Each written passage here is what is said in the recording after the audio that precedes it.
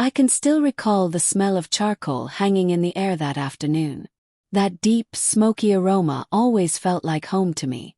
Kids running around barefoot, folding chairs sinking into the lawn, uncles wearing baseball caps backwards, and my aunt's famous potato salad sweating under foil. I'd been anticipating this barbecue all week. Work had been exhausting and honestly I missed seeing everyone together. It was one of those rare occasions where the whole extended family showed up. Even cousins I only ever saw at weddings or funerals. My wife, Emily, had gone ahead earlier to help with the setup. At least that's what she said. Seemed reasonable.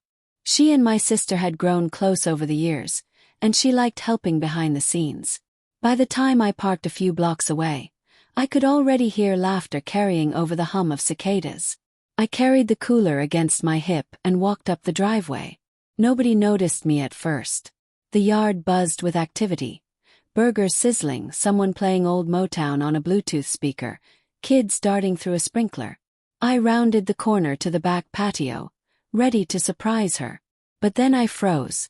Emily stood with my sister and a few cousins, her back partly to me. They were laughing, really laughing, the kind of laugh that makes you bend over, clutch your knees.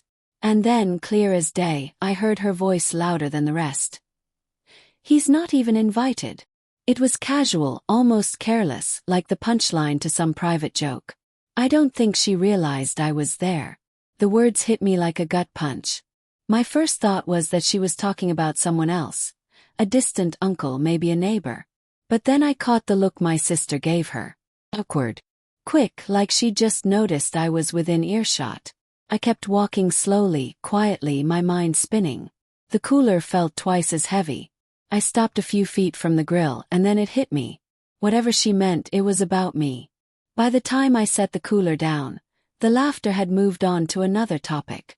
Nobody greeted me. It was as if I'd walked into a room where everyone had just been talking about me and then forgot how to meet my eyes. I didn't speak. I didn't want to give away that I'd heard. My chest felt tight like the air pressed in on me.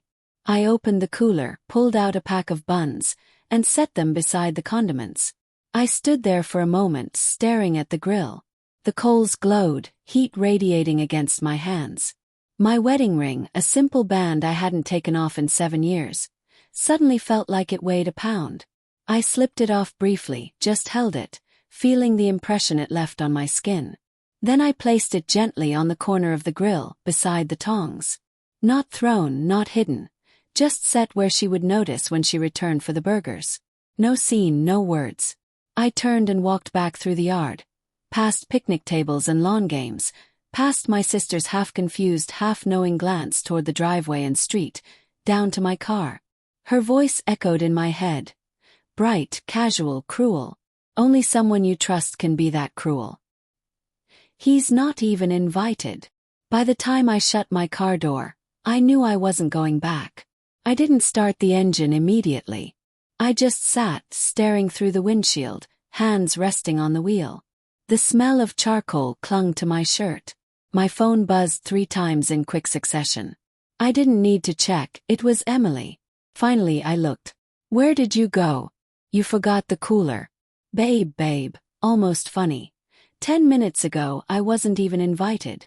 I tossed the phone onto the passenger seat and sat in silence, listening to the faint hum of music from the yard. I could make out silhouettes moving, probably her, probably looking for me. I thought about confronting her, but I didn't trust myself to speak without spilling everything I felt. So I turned the key and eased the car down the street, past rows of parked vehicles. Leaving felt like more than walking away from a barbecue, it felt like stepping out of my own life. Halfway home, my phone lit up again with a call. I let it go to voicemail. Then another came, from my sister. She never called during family events unless something was wrong. Answered. "Where are you?" she asked low. "Driving," I said. "You heard her, didn't you?" I didn't respond. Silence sufficed. She hesitated. Maybe it came out wrong. "You know how Emily jokes sometimes." "Yeah," I said flatly. "I know exactly how she jokes." We were quiet. She sighed. "I'll call you later." By the time I pulled into our driveway, the house felt different. Still but not peaceful.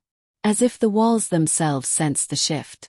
I grabbed a duffel from the closet and started tossing clothes into it without thinking.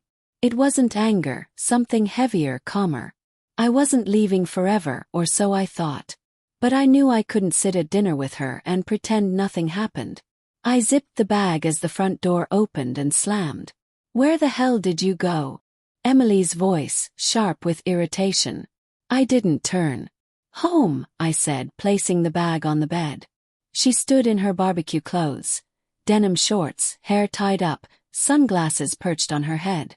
More annoyed than concerned. "I heard you," I said. She blinked. "Heard me?"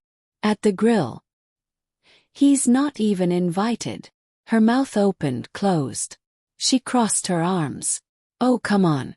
That was a joke. We were talking about how you never RSVP. I didn't think you'd." That stopped her. I grabbed my bag and brushed past her toward the door.